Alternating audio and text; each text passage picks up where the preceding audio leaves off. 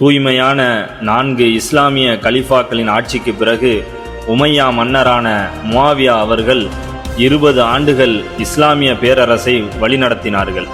அவர் தனது மரண நேரத்தில் இஸ்லாமிய ஷரியத்திற்கு மாற்றமாக தனது மன இச்சையின் அடிப்படையில் தனது மகன் யசீதை தேர்ந்தெடுத்தார். மகனே யசீத், நான் மரண தருவாயை நெருங்கிட்டு இருக்கிறேன். எனக்கு உடல்நிலை ரொம்ப மோசமாகிட்டு இருக்கு. இந்த இஸ்லாமிய சாம்ராஜ்யத்தை நான் பல ஆண்டுகள் கெட்டி காப்பாத்திருக்கேன்.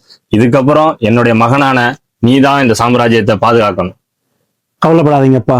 நீங்கள் இதுவரை நடத்திய இந்த ஆட்சியை நான் நல்லபடியாக வழிநடத்தி செல்வேன். இந்த இஸ்லாமிய ஆட்சியை நான் நல்லபடியாக வழிநடத்தி செல்வேன் என் அருமை தந்தையே. என்ன அமைச்சரே, மக்கள் நம்மை பற்றி என்ன பேசிக் கொண்டிருக்கிறார்கள்? உங்கள் தந்தைக்கு பிறகு நீங்கள் ஆட்சியில் அமைவதை மக்கள் விரும்பவில்லை மன்னா. ஏன்? இந்த வாரிசு முறை அரசியலை மக்கள் எதிர்க்கிறார்கள். என்ன ஆட்சியை எதிர்க்கிறார்களா? அமைச்சரே, இந்த மக்களிடம் போய் கூறுங்கள், இந்த யசீதினுடைய ஆட்சியை யார் அவருடைய தலையை வெட்டப்படும், அவர்கள் உடம்பை மார்கால் வாங்கப்படும் என்று மக்களிடம் சென்று அறிவியுங்கள். இதுவே என் கட்டளை. யசீதின் அநியாய ஆட்சியை பல சஹாபாக்கள் எதிர்த்தனர். அதில் முக்கியமானவர் நபியின் பேரரும் சொர்க்கத்து இளைஞர்களின் தலைவருமான இமாம் ஹுசைன் அவர்கள் அதை கடுமையாக எதிர்த்தார், இஸ்லாமிய தீனை மீண்டும் எழுப்புவதற்காக. முஆவியா அவர்கள் தனது ஆட்சியை தனது மகனுக்கு கொடுத்தது மிகப்பெரிய வழிகேடு. வாரிசு முறை அரசியல் இஸ்லாத்தில் இல்லை. அது எனது பாட்டனாரின் வழிமுறையும் அல்ல, 4 கலிஃபாக்களின் வழிமுறையும் அல்ல. இந்த அநீதியை எதிர்த்து அஹ்லுல் பைத் அனைவரும் கூஃபா செல்ல இருக்கிறோம். எங்களுடன் இணைய விரும்புபவர்கள் தாராளமாக இணைந்து கொள்ளலாம். நீதி வெல்லட்டும். மதீனாவில் இருந்து பயணத்தை தொடங்கினார் இமாம் அவர்கள். மக்காவில் இருந்து கூஃபா செல்லும் வழியில் ஓர் அதிர்ச்சி தகவல் இமாம் ஹுசைனை வந்தடைந்தது. இமாம் அவர்களே, உங்களது சகோதரன் முஸ்லிம் பின் அக்கீலை யசீதின் படை கூஃபாவில் வைத்து அவர்களை கொன்றுவிட்டார்கள். இதனால் கூஃபா மக்கள் பின்தங்கிவிட்டார்கள். இதனால் உங்கள் பயணத்தை முடித்துக் கொள்ளுங்கள். யா அல்லாஹ், எனது சகோதரர் முஸ்லிம் பின் அக்கீலை கூஃபாவில் வைத்து எதிரி படையினர் கொன்று விட்டார்கள்.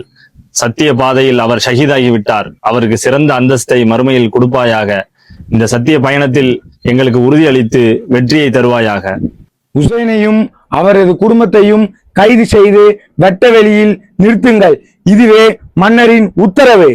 ஃபுராத் நதியில் அவர்களுக்கு தண்ணீர் கொடுக்காதீர்கள். அவர்கள் நபியின் குடும்பமாக இருந்தாலும் சரி, அவர்களுக்கு எந்தவித பாரபட்சமும் பார்க்காதீர்கள். சுமார் 80 நபர்களுடன் நபியின் குடும்பம் கூஃபா நோக்கி நகர்ந்தது.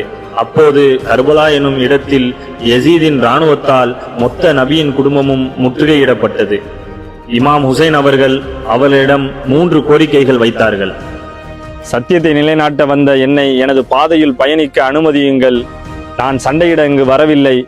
உங்கள் மன்னர் யசீதை நேரில் சந்தித்து பேச எனக்கு ஒரு வாய்ப்பு தாருங்கள். இதுவே எனது கோரிக்கை. இமாம் ஹுசைன் அவர்களின் கோரிக்கை அனைத்தும் யசீத் இராணுவத்தால் நிராகரிக்கப்பட்டது.